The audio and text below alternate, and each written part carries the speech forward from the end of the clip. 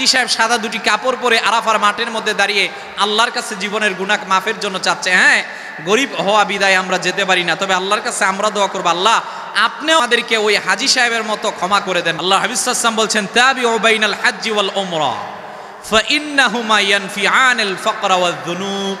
তোমরা হজ ও উমরা একের পর এক করো, যদি এটা সামর্থ্য হয় আর্থিকভাবে, শারীরিকভাবে, মানসিকভাবে, তাহলে রাসূলুল্লাহ সাল্লাল্লাহু আলাইহি ওয়াসাল্লাম বলছেন বারবার করো, করলে তোমাদের জন্য লাভ আছে দুইটা। এক, রাসূলুল্লাহ সাল্লাল্লাহু আলাইহি ওয়াসাল্লাম বলছেন তোমাদের জীবন থেকে আল্লাহ রাব্বুল আলামিন গুনাহগুলোকে দূর করে দিবেন। দ্বিতীয় লাভ, রাসূলুল্লাহ সাল্লাল্লাহু আলাইহি ওয়াসাল্লাম বলছেন তোমাদের জীবন থেকে দারিদ্রতা দূর করে দিবেন। যার হজটা কবুল হবে, মান হাজ্জা লিল্লাহি ফালাম ইয়ারফুস ওয়ালাম ইয়াফসু রাজাআ কাইয়াউমিন ওয়ালাদাতহু উম্মুহু। নবজাতক সন্তান জন্মগ্রহণ করলে যেমনি কোনো গুনাহ থাকে না, ওই ব্যক্তির হজটা হজ মাবরুর, আর এর জীবনে কোনো গুনাহ থাকবে না। হাজী সাহেব হজের কার্যক্রম শুরু করার জন্য যেমনিভাবে স্বাভাবিক কাপড়কে চেঞ্জ করে সাদা কাপড়ে মণ্ডিত হয়ে গেল, এখান থেকে আমাদের জন্য শিক্ষা। হ্যাঁ, আমাদের মৃত্যু যখন